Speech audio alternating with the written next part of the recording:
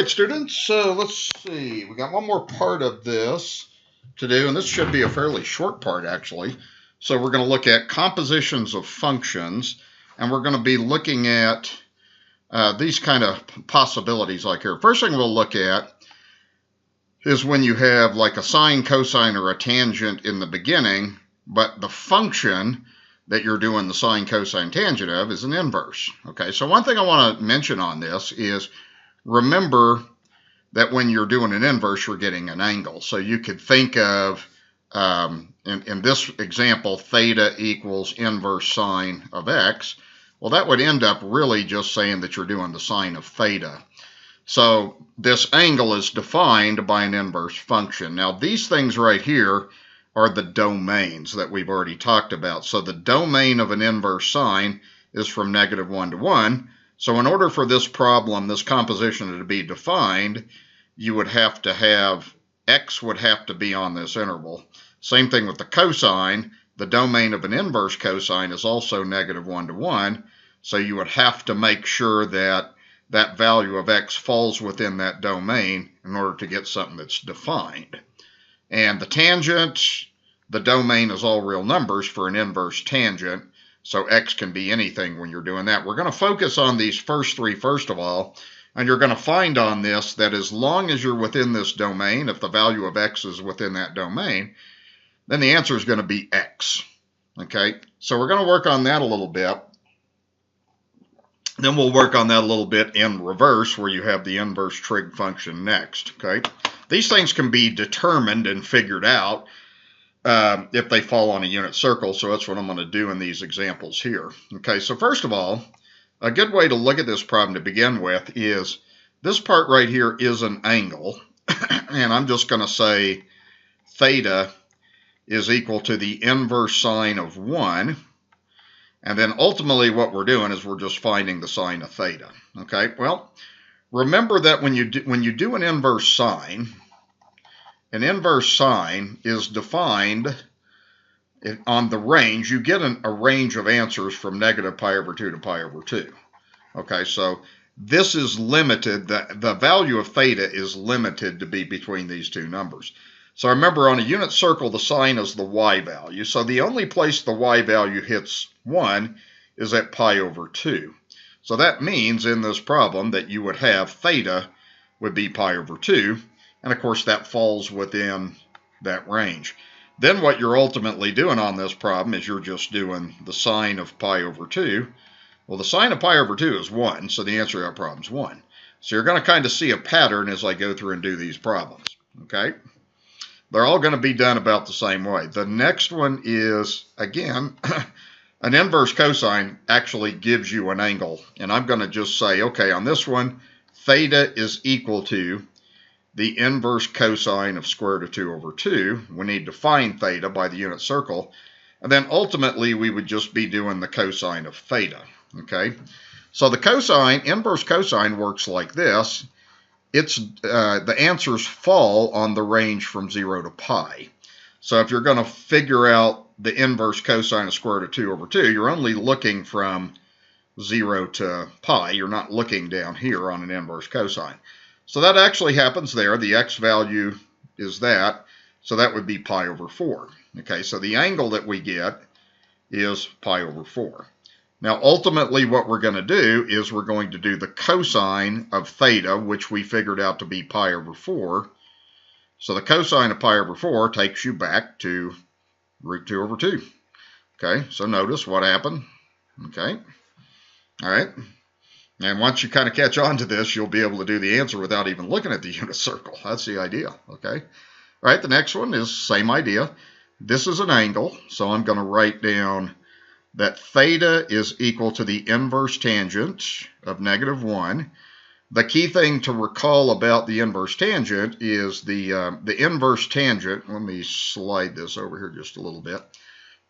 The inverse tangent is defined, the range of answers you get, angular answers you get, are from -pi/2 to pi/2, but you exclude the endpoints because the tangent is undefined at pi/2 and -pi/2. Okay, so the first thing we do on this is we just have to figure out what the angle theta is based on the unit circle. So basically on an inverse tangent's a lot like an inverse sine. You're either going to be in quadrant 1 where you get a positive angle, or you're going to be in quadrant 4 where you get a negative angle. So the tangent's y over x, so where that becomes -1 is actually right here, because if you did y over x, you would get -1. Okay, so that happens here, but 7 pi over 4 is out of this range, so you have to say the negative angle, which is negative pi over 4. So actually what you would get here is theta equals negative pi over 4. Okay, now to finish the problem, you would just be doing really the tangent of theta. However, the tangent of, we found theta to be negative pi over 4. So if you do the tangent of negative pi over 4, well, it would be y over x. So again, you would get -1. Okay, so hopefully you're beginning to catch on to these answers and how they're working out in this situation. Okay, that's the idea. Okay, and if you forget the rule of how this works out, well, you can reason it out this way. That's where I'm teaching you not just this rule we're learning, but how to reason it out. Okay, so the next problem, this is an angle. And so I'm going to say theta is equal to the inverse sine of 2. So again, what you're doing on this is you're trying to look on the unit circle and figure out where the sine is 2. Well, it never is. The biggest value the sine ever hits is 1. So this is undefined. So you're not going to get an answer on that one. That one is undefined. So just to kind of reiterate what we're doing on this, you will find on this that the answer is just x. Okay, so you should have just got, you know, that same answer. That's what I was wanting to see if you notice. The 1, the root 2 over 2, the -1, this one is undefined because it falls out of that range. So if you look at this, the sine of the inverse sine of x is always just x, as long as x falls within this domain. And this one doesn't, so that's why it's undefined. Okay? Okay, so I'm going to let you pause and just figure out the next ones. And, you know, these are, hold on, I want to do these on the calculator. These don't fall on the unit circle. So let me do this first then. Now, it's going to turn out, when you do this example too, that it isn't really going to matter whether you're in degree mode or radian mode. It's going to work out the same either way, so I'll just kind of prove that to you. So I'm going to start with degree mode, and we just put this in the calculator. So the first one we'd say cosine, and then we would say inverse cosine, and then it would be 0.7. So predictably, what would the answer be? Exactly, 0.7. Okay, good. Okay, so that's 0.7. That's what we predict would happen. As long as the inverse cosine, that number is between -1 and 1, we're cool. All right. Okay, now I'm going to do the next one, which is a tangent. So we do the tangent of the inverse tangent, 5.5. Now on an inverse tangent, this number can be anything, okay, because the domain of the inverse tangent is all real numbers. So what's the answer going to be? Precisely, okay, 5.5. So you don't even need your calculator. Once you catch on to this, it's just boom, boom. I can get the answers quickly, okay? All right, now the next one, let's put this in. So we would go sine of inverse sine of -2.8. Okay, so what's the answer? Whoops, hold on, put the wrong thing in. So -2.8, what do you think the answer is? I hope you didn't say -2.8 because it's undefined. Okay, this one's undefined, so you have to be kind of careful about that. The thing is, this thing does not fall within the domain of the inverse sine. So that, remember on an inverse sine, this value of x here has to be between -1 and 1. So since it's outside of that domain, that's why it's undefined. So you have to pay attention to that. Okay, I wanted to show you that it doesn't matter what mode you're in on when you're doing this on a calculator. So if I was to go through and do radian mode, you still get the same answer. Because essentially what it's doing is it's getting this angle in radians, but then you're doing the cosine of that angle in radians, so it still doesn't make any difference, see. So if I was to go cosine, inverse cosine, 0.7, I'm going to get exactly the same answer. Okay, so the mode does not matter. You might want to write that down if you need to. Okay, so I'm going to let you pause and just do these. Now, you can do these without a calculator, and you can do these very quickly in your head, or you can go through and reason them out if you need to. So if you forget this rule that we're learning, then you can go through and figure it out on a unit circle, basically, okay, or use a calculator if you have to. Okay, so I'm going to pause here, come back, and see if you got the right answer. It shouldn't take you very long to do these. Okay, here's your answers. Okay, should have been just a matter of very quickly getting this. Same thing, same thing, same thing. Now, why did this one turn out to be undefined? That's the question. Okay, well, there's two ways to look at this. So, the first thing is this thing is not in the range. So square root of 3 is about 1.7 if you did that on the calculator. So remember, the cosine, the inverse cosine, is defined from -1 to 1. That's outside of that domain. That's why it's undefined. You're not going to find any place on the unit circle where the x value reaches √3 because it's too big. Okay, the biggest value a cosine ever hits is 1. So that's the idea. Okay, so that's it. Now, what we're going to do is on the next page, we're going to just do this exercise. And we've already learned how to do this back when we were doing triangles. So on this one, we're going to get a value of theta. And on this one, I'm just going to say get it in degrees. And we've already learned how to do this. So if you were to talk this out, we're going to find that angle. And anytime you find an angle, you need to use the inverse trig function. Well, I've given you two parts of the triangle because that's all I got to give you. So in relation to theta, what do we call this? Okay, that's called the side opposite. And what do we call the 10? Okay, that's the hypotenuse. Now the question becomes, what do we use? Okay, well, just remember your SOHCAHTOA. Okay, so which one is opposite over hypotenuse? Okay, that would be the sine. So what you would say is the sine of theta equals opposite over hypotenuse. So therefore what we would get is theta would just be the inverse sine of 7 over 10. And then that one you have to use on your calculator, and we're going to be in degree mode when we do that then. So first thing is make sure you're in degree mode. If you aren't, change it. Okay, then we just put this on the calculator, probably round to maybe 1 decimal. So I go inverse sine of 7 over 10. And that'll give me the answer. This ratio is on the unit circle, but it's not one of your special angles. So that angle is going to be about 44.4. So we'll say theta is approximately 44.4 degrees. Okay. Now I want to show you on this, if I was to go through and do the sine of 44.427004, what do you think would happen? Now I'd get back to 0.7 exactly.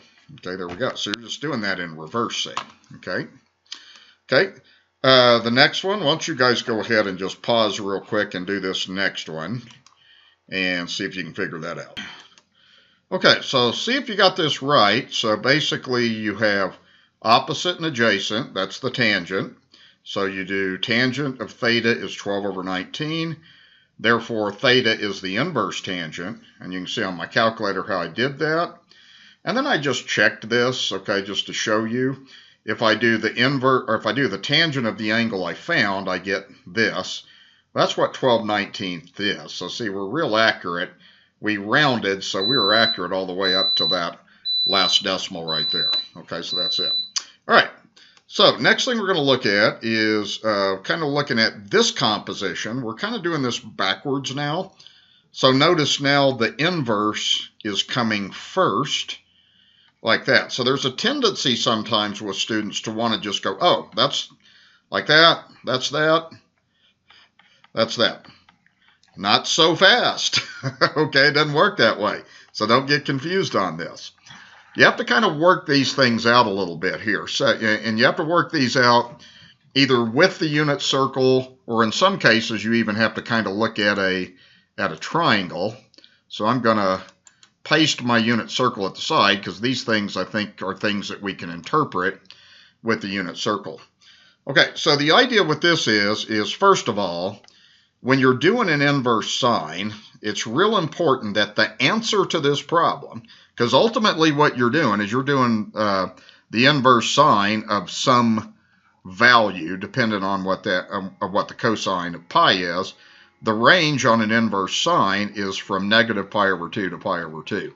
So when you start these problems, you want to make sure that your answer is falling within that range. So the first thing you do is you just find the cosine of pi. Look at your unit circle, the cosine of pi, here's pi, the cosine of pi is -1. Okay, so what we would have is now we would be looking at the inverse sine of -1. Okay, so what that means then is make sure your answer is here in that range. You're going to find on this the only place where the sine hits -1 is there, so that's 3 pi over 2. However, 3 pi over 2 is not the answer. How come? Exactly, it's not in this range, so you got to make it in that range. So remember, if you're down in this area here, you got to give a negative angle. So that answer would be negative pi over 2. So you got to be careful. It must fall in that range. That's why I say in these problems, step one, what's the range? Make sure my answer falls there. And I only get one answer on these problems. So that's the idea. Okay, be careful. Okay, so we've got a totally different answer. Okay. All right, so the next one we're going to look at is an inverse cosine. What is the range of an inverse cosine? That's the first question. In radians. 0 to pi. Okay, so remember on an inverse cosine, you're going to get a positive angle, and it's either going to be in quadrant 1 or 2. Okay, so step one would be to look at the inner part. Find pi over 3 and find the sine. The sine's the y value, so that's square root of 3 over 2. So that means in this problem, you're really doing the inverse cosine of square root of 3 over 2. Okay? Well, okay, you only look in 1 and 2. You don't look down here on an inverse cosine. So find the angle that provides this. So it goes like this. Okay, find where the cosine reaches this. The only place the cosine reaches that is there. So the answer to that problem is pi over 6. Pi over 6 does fall within this range. So that's your solution. Okay, that's how you do that. Okay, inverse cosine is different than inverse sine. Okay, they all kind of have their ranges that you have to pay attention to. Okay, all right, the next one would be the inverse tangent. The range on an inverse tangent, what's that? It's almost the same as the sine. What's the difference? Okay, yeah, you can't include the negative pi over 2 and pi over 2 because the tangent's undefined there. All right, so what we're going to do first of all is we're just going to focus on find 4 pi over 3. Where's 4 pi over 3? Right there. What is the sine of 4 pi over 3? It's that. So that means ultimately what we're doing in this problem is inverse tangent of negative root 3 over 2. Okay, now you got to be careful. It's an inverse tangent. Inverse tangent goes like this. You're either in quad 1 or you're in quad 2. If you're in quadrant 1, your angle is positive. If you're in quad 4, your angle's negative. Don't even look over there. Okay? So you got to figure out if this ever happens then. And what you're going to find on this one is basically this. It's kind of hard to tell if that even happens on one of these angles right here. You know that you're going to be down here. Since that's negative, you're going to be down here. So on this problem, you're down here somewhere. Well, if you look at all these points here, like if you did y over x here, see you would have negative 1/2 over root 3 over 2. Well, that is not the same as negative root 3 over 2. It's totally different. So that's not the same. This, it would be y over x there would be negative 1. And then this one, y over x would be negative root 3 over 2 all over 1/2. Well, that would be negative root 3. So what you're going to find is this one has to be done on a calculator, okay? I probably wasn't paying attention when I made this problem up, but it's okay. We're going to go ahead and fill this out. So these things, to do them without a calculator, it's got to end up falling on these special angles here. So then what we would do is this. So I'm going to do this in, let's see, just on the calculator. And we need to be in radian mode because 4 pi over 3 is radians. So I'm going to go put my calculator in radian mode. And then the way to do this is like this, and I'll show you what you're going to get an angle that's definitely in quadrant 4, but it isn't going to be one of the special angles that you're accustomed to. So what we would do is we would just do inverse tangent, and then I would do the sine of 4 pi over 3, like that, and I'm going to get that then, okay?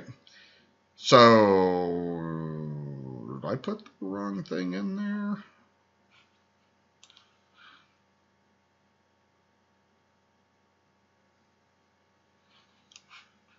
Hang on just a second. I was in the wrong mode, okay? I knew that's not what I was expecting to have happen on that. So sometimes you gotta, that's one of, I think, the reasons why you have to understand this stuff well, is then you can kind of catch little mistakes you made. I thought I changed it to radian mode, but I didn't. So you want to be in radian mode. Now we'll do this. Okay, so now we'll go back and see, it'll give a different answer. We're going to do now inverse tangent, and it'll be a more logical answer. So sine of 4 pi over 3, like that. Now I get a negative value, and that's what I knew I'd get. So that's an angle, too. That's an angle in radians. So the answer on this, we just round to like negative 0.7137 or something like that. Okay, so that's the answer of that problem. All right, now that one you would have to do on the calculator. And again, since you're doing an inverse tangent, okay, your answer had to fall within this range. And that decimal does fall within this range, but you would be down in this quadrant. That's why I knew I had made a mistake on that, because I was expecting and anticipating I'd get a negative answer on that, okay? Okay, so I'll let you guys do the next 3 problems. Let me just kind of make a copy of this unit circle and put this kind of in here. And you can look at these 3 problems. If they don't fall on the unit circle, like the problem I just did, then just do their calculator. Pretty sure these should fall. Pretty sure these things are all going to fall on the unit circle. Okay, so that's the way it looks. So go ahead and pause, check your answer. Okay, so here's what you should have came up with, and I'll kind of talk through these. If you got these and understand this, you can move on. But the first one, pi over 2. The second one, negative pi over 2. I wouldn't be surprised if some of you got 3 pi over 2 on that. That's kind of the common mistake, so I'll talk about that if you got that. And then the third one would be 0. So here's basically what you want to do. The first thing is think about the range. The range of an inverse cosine 0 to pi. So your answer must fall within 0 to pi. Notice what I did is I did the sine of negative pi. Well, negative pi is clockwise 180 degrees, so the sine of negative pi is 0. So ultimately, you're doing the inverse cosine of 0. Okay, your answer has to go from 0 to pi, so find where the cosine is 0. Cosine is 0 at pi over 2, and pi over 2 falls within that range. Okay, so that would be how you get the answer to that one. Okay, the next one, ultimately we're doing an inverse sine.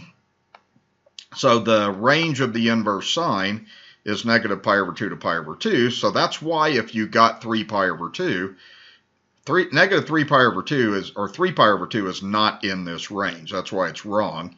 So the first thing you would do is tangent of negative pi over 4. Negative pi over 4 is clockwise here. So if you do y over x in that, you would have negative 1. That's negative root 2 over 2 divided by root 2 over 2. So that's equal to negative 1. So ultimately, you do the inverse sine of negative 1, and then that has to fall within negative pi over 2 to pi over 2. So where it happens is there. But it's not 3 pi over 2 because it's out of range. you got to name the answer clockwise to get negative pi over 2 or negative 90. Okay, that's how that goes. So that's the answer. Okay, the next one, the range of an inverse tangent is parentheses negative pi over 2 to pi over 2. And to start with, do the sine of 2 pi. Okay, the sine of 2 pi is the y value at 2 pi. So you know that 2 pi is one lap around the circle counterclockwise. The sine of 2 pi is 0. So ultimately, you're doing inverse tangent of 0 on this interval. So y over x is equal to 0 right here. And that angle in radians is going to be 0. And 0 does fall in that range, so that's why it's the answer. Okay, 2 pi is a wrong answer on that one because it's out of range. Okay, so it would have to be 0. You got to really be careful about the range. That's why I suggest when you're doing these problems, step 1 is to write down what that range is so that you're focused on it. Okay. Okay, picky problems, but you're trying to learn this exactly. Okay, next problems we're going to do pretty much without a calculator. The problems you just did, you can check on a calculator too.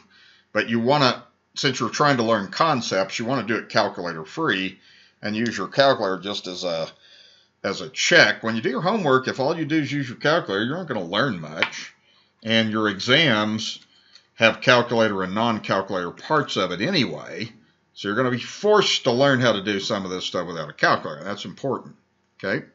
All right. So going down to the next thing here, I think this is the last page. I'm going to do a couple of these things. So these are just compositions of functions.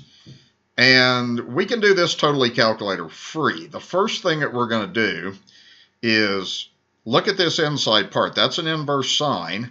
So the first thing is totally focus on the range of the inverse sine. So let's write that down. That's negative pi over 2 to pi over 2. Now, that will narrow down a quadrant. So if you have an inverse sine, you're either here or you're there. You're either in quad 1 or you're in quad 4. Okay, if this is a positive number, you would be in quad 1. If that was negative 4/5, you'd be down here. Okay, so we're going to be in quadrant 4 like that. So here's basically what you're going to do on this then. Okay, we have theta is an angle. So theta is the inverse sine of 4/5. We don't have to know what that angle is though. So the meaning of this problem is the sine of some angle theta is 4/5. The definition of the sine is y over r. So therefore y is 4, r is 5. They're both positive, okay? They have to be both positive because r is always positive. So it's important to get those signs on that. Now I put the wrong quadrant on there. That's quadrant 1, okay? You get a positive value. The sine takes on a positive value in quadrant 1. Okay, so we got that. Well, we got to find x. So the way to find x is to use the Pythagorean Theorem. X squared plus y squared equals r squared. So we'd have x squared plus 4 squared is equal to 5 squared. So that would be x squared plus 16 is equal to 25. That would end up giving x squared equals 25 minus 16, or 9. Then you do that. Well, x would be equal to plus or minus 3. But since we're in quadrant 1, it's positive. Okay, you got to pay attention to the sign, so x would also be positive 3. Okay, now it's actually real easy to finish up the problem. So what you're doing, ultimately you're doing the cosine of an angle theta. We never found theta, it didn't matter. That's x over r, so the answer to the problem would be 3 over 5. Okay, you may have to pause and think about what I did on this. I'll kind of go through what I've done on this. The first thing is to look at the inside part. The inverse sine tells you what quadrant you're in. Okay, the range of an inverse sine is negative pi over 2 to pi over 2, which forces you to be in 1 or 4. But since this is a positive value, that puts you in quadrant 1. Because what would happen is you have a point here. You have y is positive 4. You have r is 5. So you're going up, and then the radius is always positive. That's why you're in quadrant 1. Okay? And then what we do is we just find x by the Pythagorean Theorem. We got 3, and it's positive 3 because you're in quadrant 1. And then what you do on this is you're doing a cosine. A cosine's x over r, therefore it's 3 over 5. Okay, that's how it goes. Okay, a lot going on in the problem, lots to consider. But it's not that hard. It's mainly the whole objective of this problem is to find x, y, and r. And if you can do that effectively and get it correct, then you got it made. Okay, so the first thing we'll do on this is look at inverse cosine. The inverse cosine has a range in radians from 0 to pi. So what that's going to mean is you're either in quadrant 1 or you're in quadrant 2. That's going to depend on this sign. That's the whole thing it tells you. So since that's negative, you're not going to be there. You're never there because it's an inverse cosine. So you are in quadrant 2. Okay? So what we'll do is kind of the same thing here. And the idea with this is we'll kind of look at this like this. So that inner part means theta is the inverse cosine of negative 2/3, which ultimately means the cosine of some angle theta takes on the value of negative 2/3. The definition of the cosine is x over r. So that means x in this problem is negative 2. R is positive 3. R is always positive. Okay, so if you look at this, if you think of kind of a triangle, you would be left, so x is negative 2, which makes sense. And then your radius would be r is equal to 3. So really, ultimately in this problem, you just got to find y, and y is positive because you're in quadrant 2. Okay, so now the next thing is find y. So we have x squared plus y squared equals r squared. X is negative 2. We don't want y. And then r is 3, so that would give 4 plus y squared equals 9. Subtract 4 from both sides, you would get this. So you would get y squared equals 5.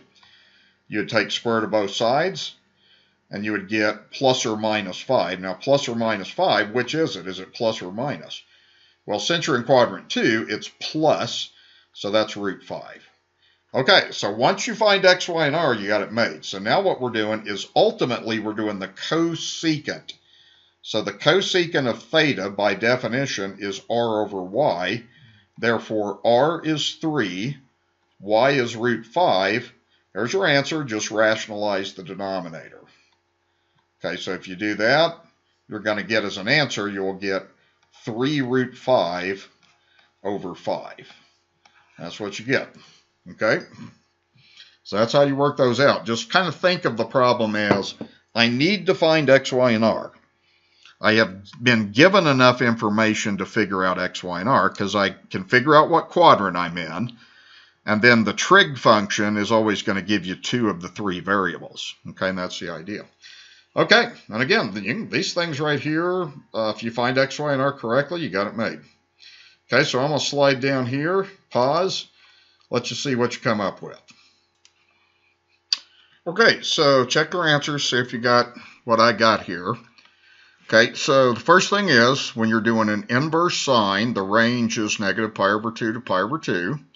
Since that's positive, that puts you in quadrant 1. Anytime you take an inverse trig function of a positive, you're in quadrant 1. All right? So this means that theta is inverse sine of 5/13. Ultimately, that means the sine of some angle theta is 5 over 13. Definition of sines y over r. So y is 5, r is 13. You find x with Pythagorean Theorem, which usually isn't a big problem for students.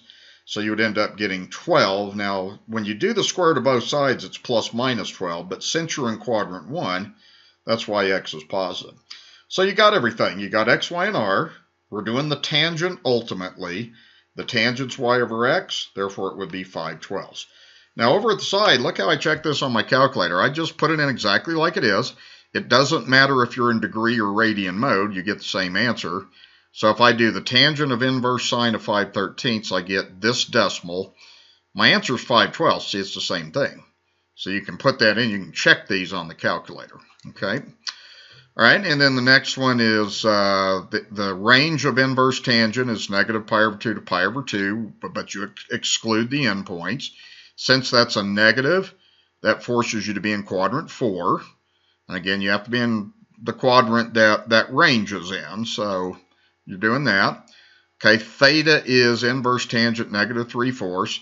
Now, the thing about it is, a lot of times students on this ask the question, how do I know where the negative is? Well, you have to figure that out. If you're in quadrant 4, on this, you just have some point out here. X is positive and Y is negative. Okay, so that's how I know that the negative 3 is negative, because we're in quad 4. Okay, so we're over and down like that. So that means Y is negative 3, X is 4. Then we're ready to find R. Now, you guys may have already known these were Pythagorean triples, so you could just, maybe already know that the R is 5. So Pythagorean Theorem gives me that. And then once I got X, Y, and R, I'm doing the secant. The secant is R over X. R is 5, X is 4, so it's 5/4. The way I put this in the calculator now is, notice that we're doing a secant. And if you do a secant, that's 1 over cosine. So I did 1 over cosine of the inverse tangent of negative 3/4. I got 1.25. Well, that's what 5/4 is. So that's how you can verify these on a calculator. Okay, so the key on this is knowing what quadrant you're in. Okay, to know what quadrant you're in, you have to know the range of whatever inverse trig function you're given. And then that'll help you reason that out. You also got to know your definitions of your trig functions. And then from there, once you find X, Y, and R correctly, you should have it made. Okay? All right, so that will wrap up this part of the section then. So hopefully you do fine with your compositions of functions when they have inverse trig functions. Good luck.